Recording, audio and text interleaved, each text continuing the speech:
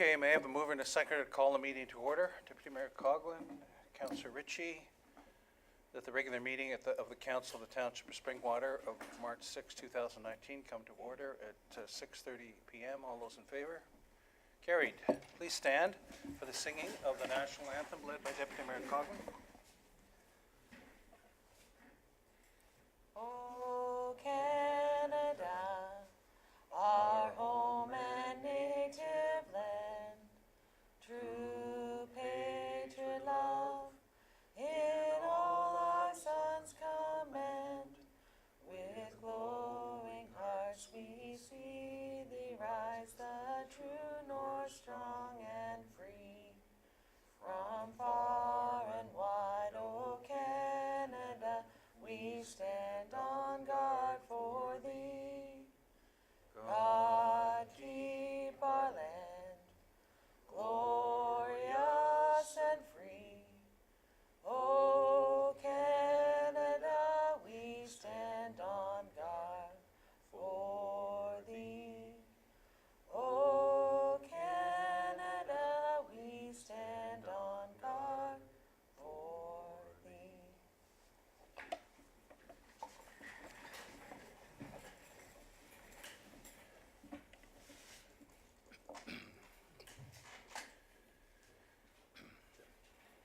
Thank you. So, are there any disclosures of pecuniary interest tonight, Council? Okay, thank you. Before we get started, I wanted to draw people's...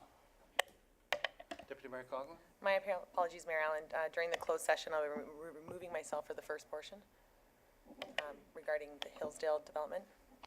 Okay, thank you. Duly noted. So before we get started, I wanted to draw your attention to this lovely artwork that we have up here. The Bayside Artists are a group of Simcoe County artists who meet regularly to share and exhibit their artwork. In 2015, they started to prepare an art exhibit to celebrate Canada 150's 50th birthday, which took place in 2017. The artwork you see hung is a mosaic of the Canadian flag. There is a total of 16 panels, each originally created by a Bayside artist. Every panel tells a story and celebrates an aspect of Canadian history. For example, pieces are there pertaining to Sir John A. Macdonald, Terry Fox, David Suzuki, Canada's space program, RCMP, and others. The write-ups will be printed and will be available near the display for easy reading for people to study this further, but the writings, as you can see, are on either side of this. The artwork has been graciously loaned to the township by the Bayside artists and will be on display over the next year. I would like to thank Mary Lynn Atkinson for offering us this wonderful piece. Okay. I call upon Carol Lambie, President and CEO, and Lorene Hilderly, Director of Communications and Fund Development, to give us a delegation about Waypoint, please.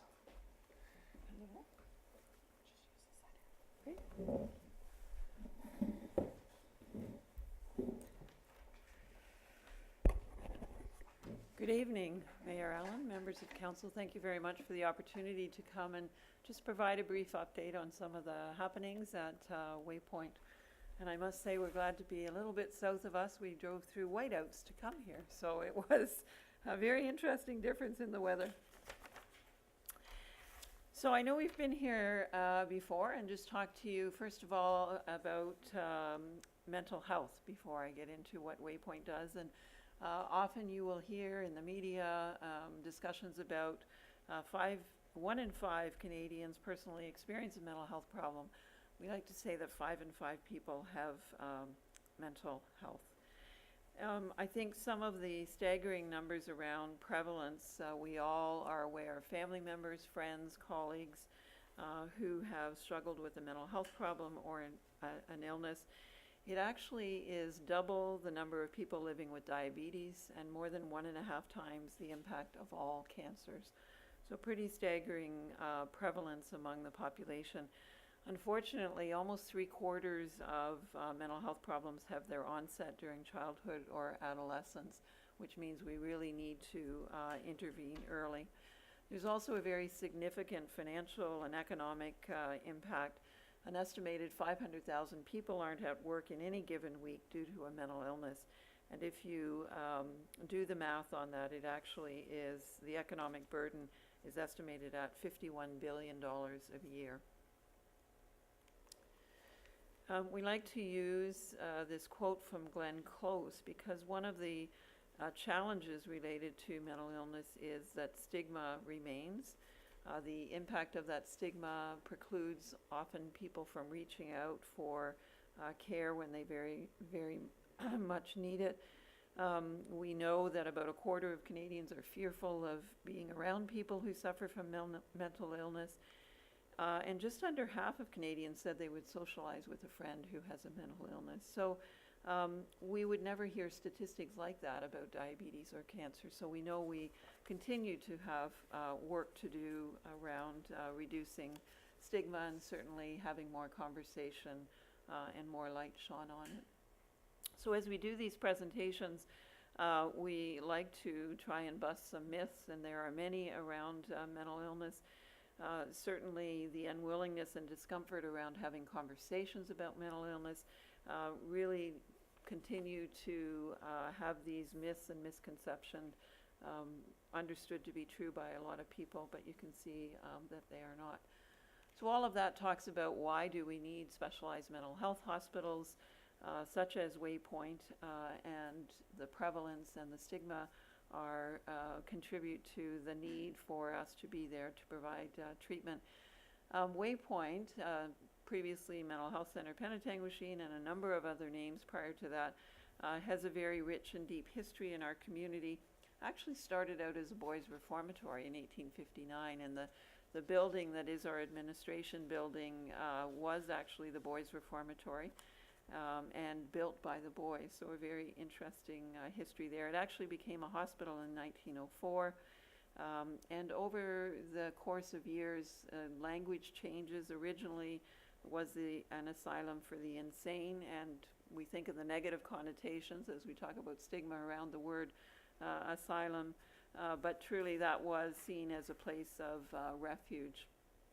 It was in 2008, the previous provincial psychiatric hospitals were all operated by the provincial government, and there were 10 of them, and they gradually were divested from the provincial government to public hospital corporations. The Mental Health Center in Penetanguishene was the last of 10 to be divested, and actually a new public hospital corporation was created in 2008 to receive that divestment. So since 2008, it has been a public hospital sponsored by the Catholic Health Sponsors of Ontario. It is of significant size, 1,200 employees, and our budget actually is probably about $150 million a year now in our annual operating budget. And so that has a significant economic impact in the broader region because we have staff come from across the region, not just Midland Penetanguishene. We're very focused on quality, and so there is a body called Accreditation Canada that is an external body that comes in and reviews hospital and other healthcare providers' quality programs, and we've achieved the highest status from the last several of those accreditations. We have a focus on research, which I'll talk about in a little bit. And since we became a public hospital and have the same requirement for local shares for capital development, new buildings, we became a member of the Simcoe County Hospital Alliance. And we're very grateful for that support, receiving some of it last year and this year, and it will help us get our new community health hub built. So the hospital is almost equally divided into two kind of divisions, one being our regional hospital. And so you can think about this like the regional programs for cancer or cardiac, and we're the specialty mental health hospital providing support to the broad region, Simcoe County, Muskoka, up to Parry Sound, and down south in parts of Dufferin County. We have a variety of inpatient clinical programs. And some of them focus on very specific populations like patients who have an addiction and a mental illness, our geriatric program for seniors. We also have an acute program, and that's for patients who would come in with a very short stay, generally about a week or 10 days, and it would be like the programs at Royal Victoria Hospital and Aurelia Soldiers Memorial Hospital. So many of these patients are admitted to the hospital coming through emergency departments or their family physician, and they are all working toward discharge and community reintegration. The other part of our programs serve the entire province. There are only males admitted to these programs. There's 160 beds. There is one of the myths, I suppose, would be that patients come to our hospital and spend their life there. And if you noticed on the slide earlier, the number of admissions and discharges are about the same. So patients come and are treated and are discharged. For these patients, they may typically be discharged back to their home community with family support. The majority of these patients come to us from across the hospital, or across the province, sorry. These are the programs that moved into our new atrium building in May 2014. The regional programs are in a building from circa 1970, sometimes up to 6 patients in a room. So if you've ever been in a hospital room and shared with another person, you can imagine having 5 other people in there. So that will be an area, and I'll talk about that a little bit more at the end, that we would be looking to redevelop. We also have many outpatients. So these are patients who are living in the community, often with a mild to moderate mental illness. They may have been discharged from the hospital and then need some transitional support back to the community. So we have about 25,000 visits with staff from about 1,000 registered outpatients. We also, I talked about the prevalence and the early onset of mental illness in youth, and we have a transitional age youth consultation service. Some of that is done by the Ontario Telemedicine Network, so using video conferencing, but it's consultation with a psychiatrist that then would help support the family physician to continue care. We know that the social determinants of health are also very important, so you can see some focus there on housing and employment and rehabilitation services.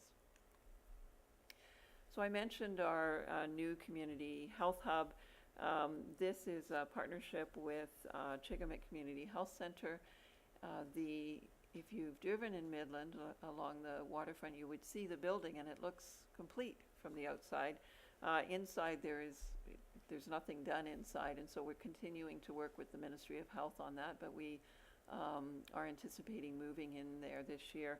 Our services that are moving into this building had previously been located in downtown Midland, and that we found that location was best for our patients, and so we're very pleased to be able to be relocating down there.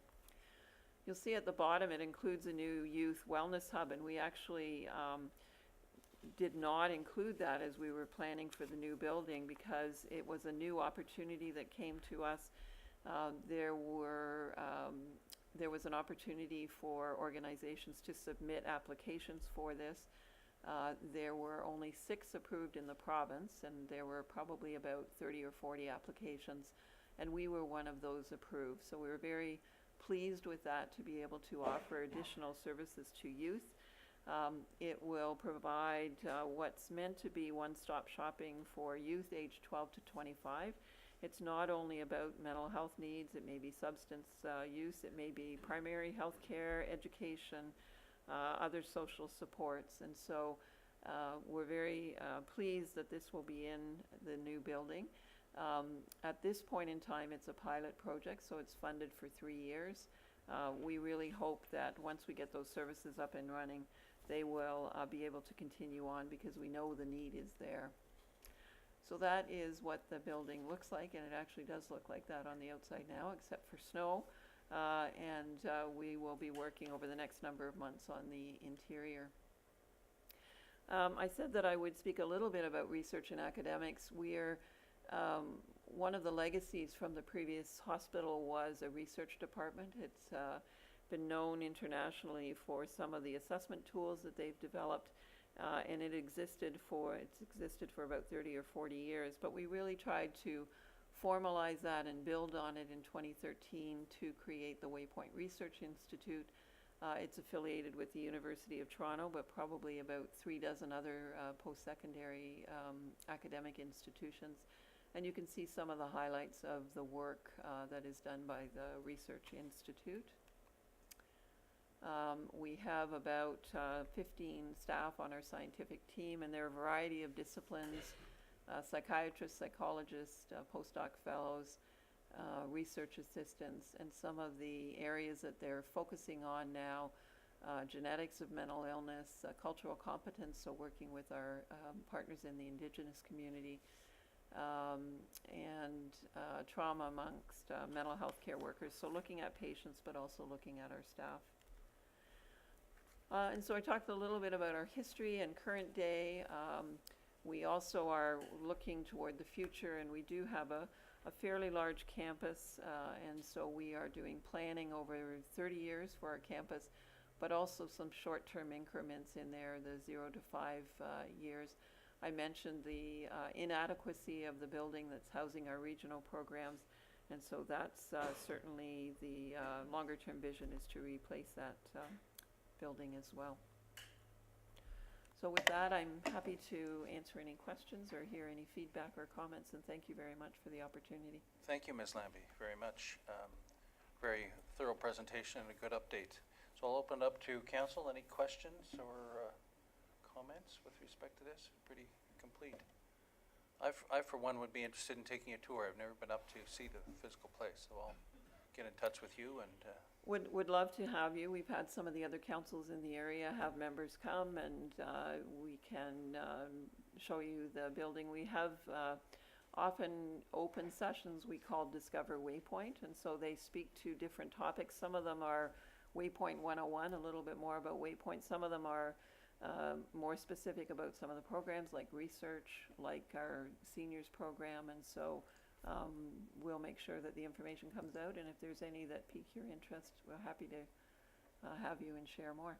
good. We'll look forward to that. Thank you very much. Thank you.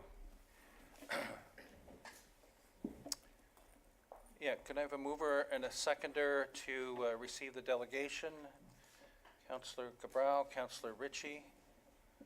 All those in favor? Carried. Thank you. Okay, next we turn to question period. And where members of the public are invited to come up and ask questions or make comments regarding things on the agenda. So I would call on anybody coming forward, please. And please state your name and address and come up to the mic and have a seat. And Mr. Spring is here, and so I just want to let you know we're going to be moving forward the notice of motion 11.1 to discuss after this. And because it pertains to, I believe, what Mr. Spring is going to be talking to us about, and at which time I'll be turning over the chair to Deputy Mayor Coughlin. Mr. Spring. Okay, good evening. My name is Dave Spring. I reside at 2451 County Road 92 in Elmville in the Township of Springwater. I'd like to thank Mayor Don Allen and the Springwater Council for allowing me to address them at this meeting. I come on behalf of my family, the Spring family. We appreciate the motion being considered tonight that supports our family crisis in Honduras, where my brother-in-law, Edwin Espinel, has been in prison for 14 months due to speaking out against the corrupt government of Juan Orlando Hernandez. Since my mother last addressed council on January 23rd of this year, 3 motions in Edwin's case were brought forward by his lawyers on February 18th, asking for the dropping of the charges or at bare minimum bail, and for his case to be moved to the national court from the national court to a lower court. The 3-judge tribunal ruled that his case is indeed in the wrong jurisdiction court and should be moved to a lower court, an action we have asked for since he was first arrested. The case now rests in an appeal court waiting for a hearing. Edwin's lawyers have stated publicly that this new ruling further demonstrates that Edwin's constitutional rights have been violated and that all charges should be dropped. On Wednesday, February 20th, MP Nuttall presented a parliamentary e-petition advocating for Edwin's release. This petition was spearheaded by the Springwater's resolution of last year. It garnered 945 votes. We thank the council for considering this new motion and, if passed, sending this to officials in Global Affairs Canada and the Honduran government. This further advocacy from council will strongly point out that our government,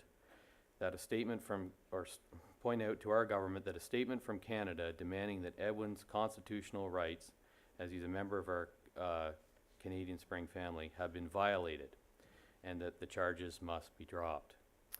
I thank you for considering this motion and for allowing me to speak tonight. Thank you, Mr. Spring.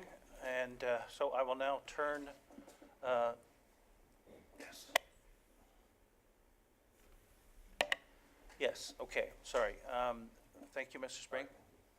Are there any other questions? Come forward in question period. Okay, seeing none then, we'll pull forward 11.1 and I'll turn the chair over to Deputy Mayor Coughlin. Thank you, Mayor Allen. I will first read the motion and then request a seconder. So the motion as before council this evening reads, whereas no response or action from Springwater Township Council resolution on April 23rd, 2018 has come forward from the Canadian government, specifically the Minister of Foreign Affairs, the Honourable Chrystia Freeland, and the Canadian Ambassador of Honduras, James Hill. And whereas Edwin Espinal, a Spring family member that resides in Springwater Township, remains unjustly incarcerated in La Trova National Penitentiary Prison in Honduras now for a period of 14 months. Whereas the Honduran Tribunal Court has ruled that Edwin Espinal's legal case has been sent to the wrong jurisdiction court. Whereas the violation of Edwin Espinal's constitutional rights. Whereas almost 1,000 Canadian citizens have endorsed the parliamentary e-petition number 1868, which advocates for Edwin Espinal's release from prison, was presented in the House of Chamber by Member of Parliament Alex Nuttall of Barrie Springwater Oromodonte on February 28, 2019. That the health, safety, and overall well-being of Edwin Espinal and other political prisoners has deteriorated significantly. Therefore, Springwater Township calls upon Canada's federal government to stand its stated position in support of human rights and the rule of law in Honduras, and impress upon the Honduran government of Juan Orlando Hernandez to release Edwin Espinal immediately and to drop all charges, and that a copy of this resolution be sent to the Simcoe County Honduras Monitor Committee, MP Alex Nuttall, MP Bruce Stanton, Ambassador James Hill, Embassy of Canada in Costa Rica, Nicaragua, and Honduras, Minister Chrystia Freeland, Minister of Foreign Affairs, Global Affairs Canada, Her Excellency Sofia Rodriguez, and the County of Simcoe Clerk. And I'm now requesting a seconder. Councillor Ritchie. And I guess it's now open for discussion. Mayor Allen. Thank you to Deputy Mayor Coughlin. Through you. In discussion with the Spring family and in discussion with MP Alex Nuttall and MP Bruce Stanton, we have been kept up to date with what's happening. There have been incredible efforts by the Spring family and others. And in talking to them, it's important to keep the pressure on. We had the motion a year ago. It's important to keep the pressure on, especially at this time, to not let it slip with everything else that's going on in Ottawa with other issues currently in the media. It's important to keep pushing as a council to the politicians, to county council, because this will go to county council as well. So I hope council will support this motion tonight. Thank you, Mayor Allen. Any other members of council wish to speak to the motion? All right, seeing none, all in favor? Thank you. And I will turn the chair back to Mayor Allen. Thank you, Deputy Mayor Coughlin. Thank you, Mr. Spring. All right, turning on to minutes. May I have a mover and a seconder for approval of the minutes, please? Deputy Mayor Coughlin, Councillor Cabral, The motion is that the minutes of the council listed herein be approved as presented. Those are the minutes of the special meeting of February 11th, 2019, the minutes of the special meeting closed session February 11th, 2019, and the minutes of the special meeting February 20, 2019, and the minutes of the regular meeting of February 20, 2019. Are there any questions? Yes. Just Councillor wanted to Hannah. point out, Mayor, that the minutes, there's an error on the minutes of the special council meeting of February the 11th. Clerk Chaparro? The location of the meeting. Thank you. Clerk Chaparro? Yes, thank you. And thank you for pointing that out. The minutes will be corrected to state that the meeting was held at the Minnesing Community Hall instead of the council chambers. Thank you. Any other comments? Seeing none, all those in favor? Carried. And next, may I have a mover and a seconder to receive the minutes of the boards, committees, and organizations, please? Councillor Moore and Deputy Mayor Coughlin. The motion is that the minutes of the boards, committees, and other organizations listed herein be received for information, that being Springwater Township Public Library Board meeting minutes of January 15, 2019, and the Elmvale BIA meeting minutes of January 17, 2019. Any questions or comments on these? All those in favor? Carried. Next, we're moving to correspondence and information items, which is item 7 on the agenda. May I have a mover and a second to receive the correspondence and information items? Councillor Cabral, Councillor Moore. That the correspondence and information items listed herein be received as information. Number 1, the Tiny Marsh Bio Blitz funding request. Number 2, the County of Simcoe 219 Age-Friendly Seniors Housing Grant Program. Number 3, Season Center Tender Hearts Gala sponsorship request. And number 4, the MVCA Conservation Update of February 2019. Are there any questions or any items requested to be pulled? The first one is an ask for $300 sponsorship. And the, need a seconder for this motion, please? Yes, oh, do what, sorry?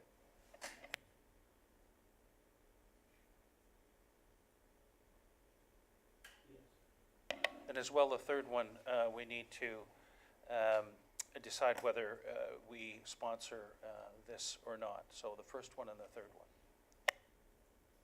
Deputy Mayor Coughlin? Thank you, Marilyn. I'd like to pull the first request. Any others pulled? Councillor Ritchie? Mayor Allen, I would just like to speak to number 2. I just want to talk about it. You don't need to pull it. The County of Simcoe Age-Friendly Seniors Housing, I know this program. I've worked with the seniors that have applied for this, have got these grants. And it's a great thing. It's keeping older people in their home. And the gentleman that does it does a great job. It's just a great program. And you know, when you work with these people and listen to them,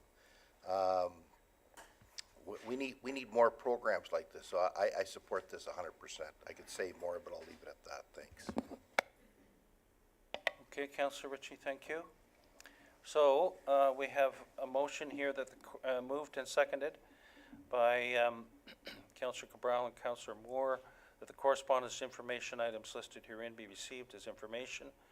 And as I read them, number 1, Tiny March Bio Blitz. Number 2, the County of Simcoe Age Friendly. Number 3, Season Center. And number 4, NVCA Conservation Update, with the exception of item 1 to be dealt with separately. All those in favor? Carried. Okay, item 1, Deputy Mayor Coughlin. Thank you, Marilyn. I would like to see this supported by the council. We've done so in the past. It's a great event that is well attended by residents in Springwater. Just looking for a seconder on the motion. Councillor Moore? Any further discussion about that? All those in favor? Carried, thank you. So the motion is the correspondence information items listed herein be received As information, Tiny Marsh BioBlitz funding request and that council approve a sponsorship in the amount of $300 with funds to be provided from the proceeds of the Springwater Swing Golf Tournament. All those in favor? Carried. Okay, moving on to 8.1, action reports. Note here that 8.5 has been withdrawn from the agenda this evening. And can I have a mover and a seconder to bring these forward, please? Deputy Mayor Coughlin and Councillor Cabral.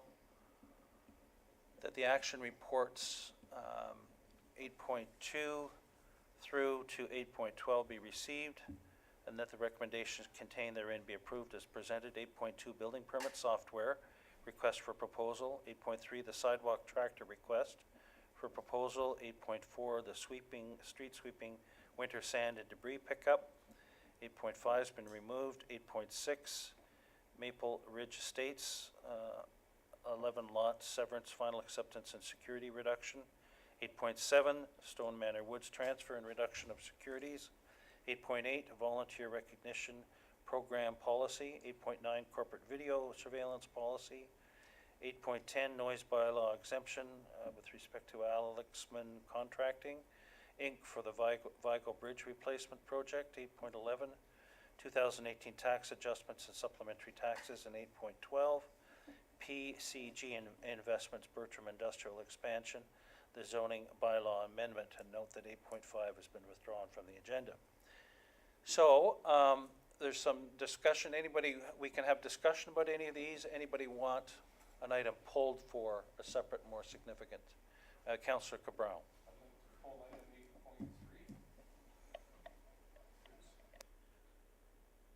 Please repeat that with your mic on. The light's still not on. There we go. Mayor Allen, I'd like to pull item 8.3. Okay. Any other one pulled? Okay, so just discussion on some of these. 8.2, the City View software, for $230,000 plus the $20,000 annual licensing fee. I just had a question of Director Ippolito with respect to the 20,000. Those presumably increase each year, and that covers all services and updates. And what about assistance from them in installation? Is that incorporated in the first year? And so I'll stop there and ask another question after. Director, please. Thank you, Mayor Allen.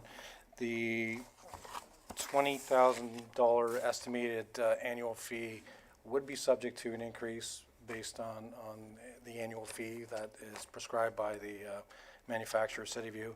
It is not part of the installation cost. The installation cost is a larger amount, the $170,000 or basically the $230,000. That's really the installation fee as part of it. The annual fee is just an ongoing fee that we're going to be paying for continuing licensing, upgrading, unlimited support when we're calling in for if we have a problem and whatnot, just to keep the system going. Thank you. And how will this be used, the software used remotely and building inspections and bylaw? And are the questions going to be split between the different departments? Because I gather it's a benefit to both those departments. Thank you, Mayor Allen. I'll speak maybe with the splitting of a cost. So when we were reviewing the software when it came in, the panel who was reviewing it saw a benefit with this bylaw module, and that benefit was for for building services initially. As we had the bylaw officer in our committee reviewing it, her and I did see an added benefit that bylaw could utilize as well. So building is paying for the software. The beneficiary, or one of the beneficiaries of it, would be bylaw services, and the hope is really for continuity of our process, really, just to ensure that we're doing the same thing on a consistent level all the time on it. So hopefully that answers that part of it. There's no taxpayer implication. Bylaw or building services is completely footing the bill on this. at this moment in time. Okay. Thank you. I next had a question on 8.4, the street sweeping winter sand debris, which was pulled. No, 8.3.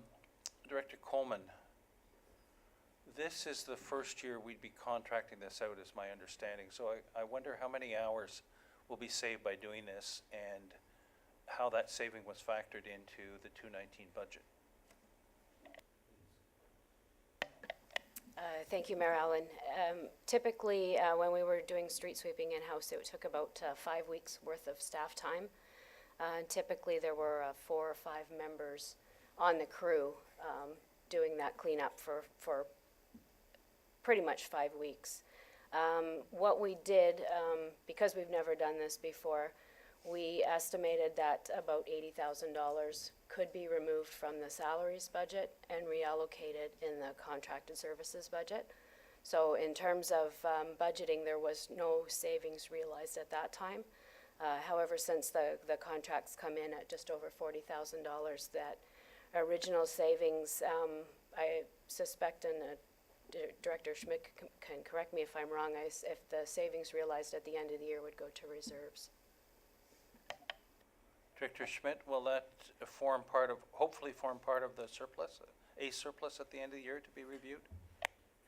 Thank you, Mr. Mayor. So again, typically when we do our year end, to the extent that we have savings, then that will be included in the surplus, and then we'll communicate that through our Finance and Audit Committee, and then eventually through Council, and then provide recommendations to Council as to how those funds would be allocated to a reserve or used for a different purpose. So, Thank you. Director Coleman, will the pickups be the same time and the same way of posting areas to be picked up and same sort of time span that we're talking for this service, please? Thank you, Mayor Allen. The contractor's actually proposing to bring in 4 sweepers. So we would give them the notice to proceed once there's no further threat of weather that would require us to sand the roads. Typically late April, but I expect the time frame for this cleanup to be much shorter. The contract states that they have to be done by June 1st. Typically doing it in-house, we were usually finishing closer to the end of June. I would ask that you please give good notice to people, because I know in my instance, and I see my neighbors doing the same thing, it's the exercise of raking or blowing or whatever you do to get the piles of dirt out there so they can be picked up. So please, if it's a short window and it's going to come quickly, I don't want people phoning and saying, when did it happen and why didn't you give us some warning? So please make sure that happens. Thanks. Councillor Ritchie. Just to comment on that, Mayor Allen, I just wanted a question, like, into this contract, so does that include them hauling the dirt away? Or do we have staff on standby to provide some of the service there? Director Coleman. Thank you, Mayor Allen. Through you to Councillor Ritchie. The contract also includes that the contractor hauls the street sweepings away. Thank you. Next, I had a question on the 8.8, the volunteer recognition program. In discussion, my understanding from reading the report is that the recognition, when we have this event, invitations would be including the members, the executive members of community recreation associations. And my question is, how are we proposing to handle those that are not on the executive but regularly come out and support the CRAs and volunteer for the CRAs? So I wonder if Director Belcourt, you could clarify that for us, please. Thank you, Mayor Allen. The policy was drafted following a review of the event that took place 2 years ago, in which the community associations directly invited representatives who they felt were provided volunteer hours towards for the community events. It was felt that we needed to have a black and white policy that identified who should be invited to the event, and In doing so, it was determined that we would identify the executive members of the CRAs, because we don't have a formal mechanism at this time to track who is providing service, whether they're up there on an ongoing basis or if it's they showed up one time to help out at an event. So this is a start. The policy is drafted as a starting point. If council wishes to expand it beyond the executive, we're at your direction. Thank you. So for this upcoming event, the volunteer event, which I believe is in April, the invitations are planned to go to, can you just review for us who would be incorporated into the invitation list, please? It generally, not obviously by a specific name. Thank you, Mayor Allen. So the intent is to invite all of the community recreation associations, members that are appointed to various boards and committees of council. Maybe the clerk can help me out with the others, and the volunteer rink committee main contact persons. Thank you. Does council on this point have any comment or questions with respect to this before we move on? Okay. So are you looking, so therefore the Community Recreation Association's invitations will be as you stated going forward unless by virtue of this tonight, is that correct? That's, excuse me, that's correct. Okay, thank you. 8.10, the noise bylaw exemption.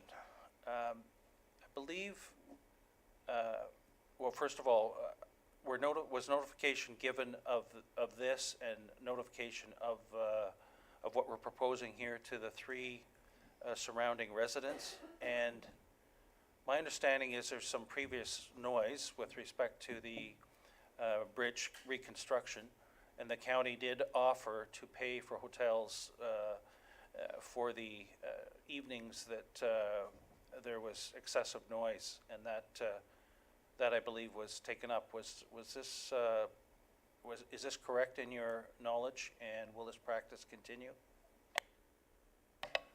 Clerk Chaperon. Thank you. So the county has confirmed that they, as well as the contractor, have been in communication with the three adjacent landowners. And they did confirm that work is only scheduled to happen between 7 a.m. and 9 p.m. in order to get back on schedule. But if the work continues, if there is need for work past 11 p.m. and it does interfere with the residents, or if the noise is heard by the residents, that the contractor will cover hotel costs. Thank you for that clarification. Next, I just had a point on 8.11, the 2018 tax adjustment and supplementary taxes. Director Schmidt, in your report you say that a lot of the increase was a result of Stone Manor. Can you just expand upon that a little bit over and above the what that increase was and what the increased assessment was a result of, please? Sure. Thank you, Mr. Mayor. So essentially, on an annual basis, we're required to report to council on all write-offs, all write-offs and all supplementary revenues that the township collects in a given year. So hence the report in front of council this evening. Essentially, the supplementary taxes, what that equates to is that as you may or may not be aware, is typically when we have a new development that comes on board, MPAC, who provides the assessment to the township, essentially gives us, or provides us with the assessment for the land portion only for that development.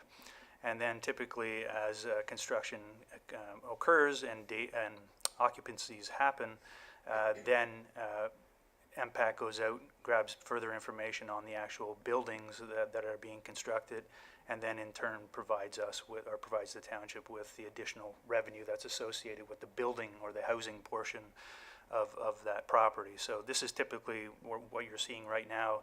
Last year we saw it as well. 2017, sorry, we saw it, 2018, we saw it here.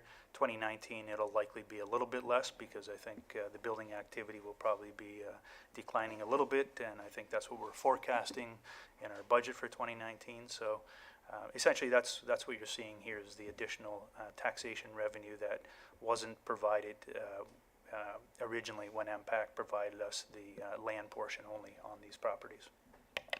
Thank you, Director Schmidt. And finally, 8.12, the PCG investments. Bertram. Director Spagnol, the future timing of events to, as to the rest of the process, could you give us a comment on that? And also, could you review the status of a possible road extension of this road through to Nursery Road, please? Thank you, Mayor Allen. So the next step in the process, if council chooses to endorse the approval of the draft plan conditions and the official plan amendment and the approval of the zoning bylaw amendment, would entail forwarding the endorsement of council to the county for final approval of the draft plan conditions and the, sorry, not the official plan amendment, sorry, just the draft plan conditions.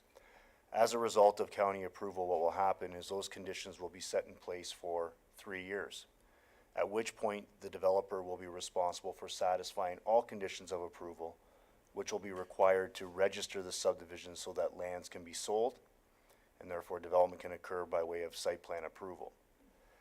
So those would be the next steps in the process. That would all get triggered subject to council's endorsement of the subdivision application that is before council today.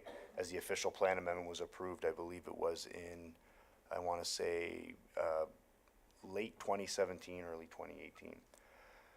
With respect to the road extension, the plans for the road extension out to Nursery Road is that the road will be connected to Nursery Road. However, there will be restrictions on any heavy truck traffic going up Nursery Road through the subdivision. And what will have to happen in order to enforce that will be most likely some signage and a bylaw needed to restrict any heavy truck traffic going out onto Nursery Road. So essentially it provides for improved operations so that plows can continue on through the subdivision. It allows for emergency access into the subdivision as a secondary access, but the idea is that the trucks will not be going out on the Nursery Road due to the fact that the road has not been constructed to be able to handle heavy truck traffic or industrial type trucks. Thank you, Director. So if we have a potentially interested party to relocate a business and they're potentially looking at that area, what would be a realistic time frame for them to be able to consider purchasing a lot for building a plant for a business there, please? Thank you, Mayor Allen. Really, the timing depends on the ability of the developer to satisfy all the conditions of approval. So at this point, it really does depend on how quickly the developer can finalize the engineering plans and move through that process, which is typically the main set of conditions that have to be adhered to as through these conditions. On top of that, there would have to be some site plan considerations considered also once approval for the subdivision is granted. But really, for subdivision approval, it really depends on the developer's timing. Okay, thank you. All right, so we're looking at 8.2 to 8.12, and we're going to be pulling 8.3 for Councillor Cabral's comments, but we're looking at the rest with the exclusion of 8.5. Any more questions or discussions before we consider those? All those in favor? Carried. Okay, Councillor Cabral? Mayor Allen, I just, I guess need clarification on this particular one, only because it's in regards to the sidewalk tractor, and I was looking at the information staff provided, and one thing that I found it lacking was, although it lists scores for 4 different units and comments as to their usefulness and whatnot, it doesn't show prices for the 4 different units. And I was curious to know if we could have those different prices, because I'm just saying the proposal score for the bid that's being recommended was 73, but they're all in the 70 range for the top three bids, 73, 71.8, and 70. And one of the comments made was that Township currently owns one trackless MT7 unit and is completely satisfied with the performance and foresee no issues with the newer model of the unit. So I'm just curious to know what the difference in the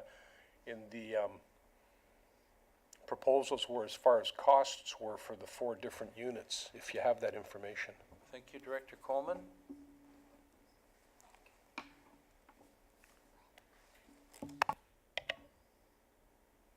Director Schmidt. Thank you, Mr. Mayor. I just wanted to address Councillor Cabral and members of council as it relates kind of more to process, I guess, with regards to RFPs versus tenders. So typically with a tender, you would see all the costs or all the bid submissions. However, with an RFP, typically what we do is the pricing is only one component of the evaluation, and hence we typically will only provide the costing for the submission that has the highest score overall. So within that 73 score includes a certain portion of the pricing, as does the other scores. So we don't typically provide any of the other costs from a competitive perspective, if you will, when we do an RFP. It's typically we look at a number of different factors, so maybe 75% of it may be a technical portion of the RFP, and then 25% sometimes or most times is applied to the financial component. So hence why you're not seeing all the different costings or submissions, prices from all the other submissions. That isn't public information, and so I would have to refer to our clerk and have a discussion with the clerk as to how we might be able to provide that information to members of council. Okay, Clerk Chaperon. Thank you. As the director has mentioned, that isn't public information. If you're looking for possibly one piece of information, we could speak offline to see what you might be looking for, but we wouldn't be putting that information out publicly. Follow on, Councillor Cabral. Through Mayor Allen, I guess to Clerk Chaperon, I guess I'm a little bit befuddled here because we have some very similar documents that actually do provide the costs. So I think from my standpoint, it's not that I don't want to get a tractor because it's already in the capital budget for 2019, but what I would like to know is where the one that we're getting fits in with these other ones as far as the cost is concerned. So I personally myself would like to know what those costs were. If they're not public documents, then maybe there's some other way of providing it to council so that we can make a better informed decision. Director Schmidt. So thank you, Mr. Mayor, and just in conversation with our Director of Public Works, we can confirm that that proposal is the actual lowest scoring proposal. So without providing members of council with all of the different costings, the one that is being recommended actually came in at the lowest cost. I'm satisfied then, thank you. Okay, thank you. CAO Brindley.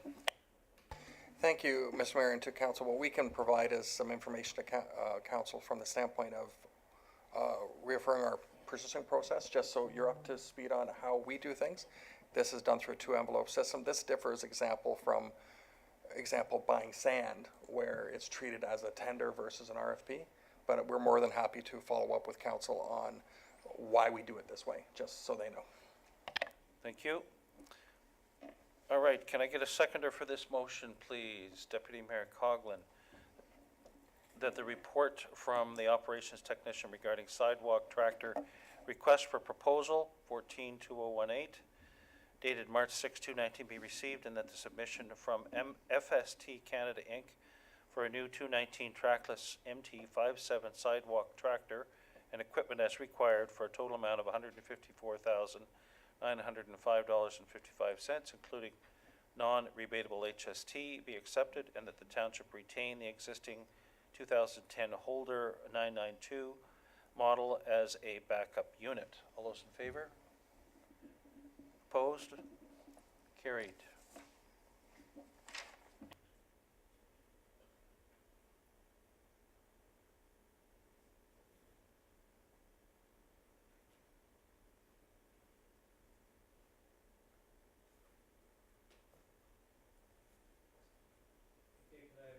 Can I have a mover and a seconder, please, to bring forward the information reports? Deputy Mayor Coughlin, Councillor Ritchie.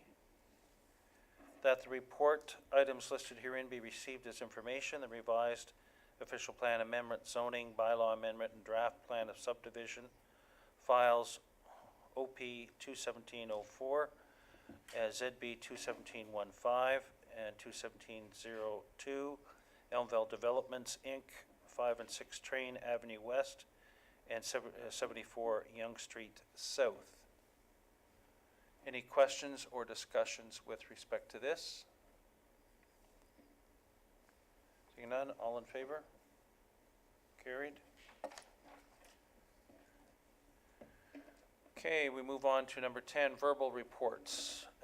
Official plan update or economic development update, Director Spagnol? Thank you, Mayor Allen. Just regarding both, don't have anything new to report other than staff is working towards establishing and setting up the first meetings for the advisory committees as this relates to the official plan review and background study and growth management strategy. Staff is working towards having the meeting set up for the Planning Advisory Committee and the Agricultural Advisory Committee. We're looking to do this probably in the last week of April. With respect to economic development, staff is also looking to set the first meeting agenda for the Economic Development Advisory Committee so that we can start talking and discussing about the work program related to economic development. Thank you. Any questions about that? Moving on to county updates, Deputy Mayor Coughlin? Nothing at this time, Mayor Allen, unless there's any more information in the regional review. No, not at this point. Lots of rumors, but nothing factual. Okay, municipal updates. Any municipal updates? I've got a couple. I went to the Central Ontario Agricultural Conference last Thursday, Friday. It was held at the Sadlin Centre in Barrie. Very interesting, quite well attended. And the first day was on organics, backyard farming, dairy and sheep, and the second day was on crops and equine. Lots of interesting speakers, lots of interesting topics, and it was a good conference. Great deal. I mean, a good price, and learned quite a bit. Also, please remember, Council, that on March 14th at 4 p.m., MPP Downey, Doug Downey's presenting to us. So if you would like me, I'm going to be talking to him between now and then. Always best if we can give him a heads up at some things that we'd like him to focus on. Shoot me an email, and I'd be glad to relay that so we can make the most of his visit. Okay, moving on to notices of motion. We've dealt with that. And moving, any other notices of motion? Okay. Moving on to item 12, items for future consideration. Any items for future consideration? Okay, and moving on to bylaws. Can I have a mover and a seconder for bylaws? Councillor Cabral, Councillor Ritchie. That the bylaws listed herein be signed and sealed by the mayor and clerk. The 2-19-030 appointment of alternate member to county council. Any questions, discussions? All those in favor? Carried. And can we have a mover and seconder to move into close, please? Councillor Moore, Councillor Cabral. That in accordance with Section 239 Municipal Act, the Corporation and Township of Springwater does hereby resolve to move into closed session at 7:29 p.m. for discussion of a matter pertaining to a proposed pending acquisition or disposition of land by a municipality or local board, and litigation or potential litigation, including matters before administrative tribunals affecting the municipality or local board. And the topic is Hillsdale Secondary Plan Appeal and the update on purchase lands, M&R lands. And I repeat that Deputy Mayor Coughlin has declared a conflict with the first of those two.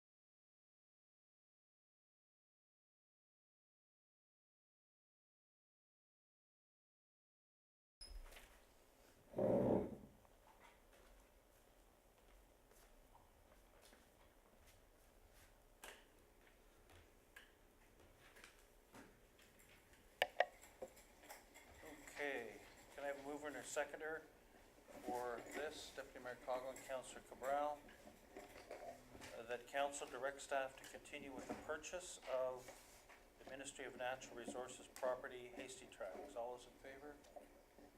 Carried.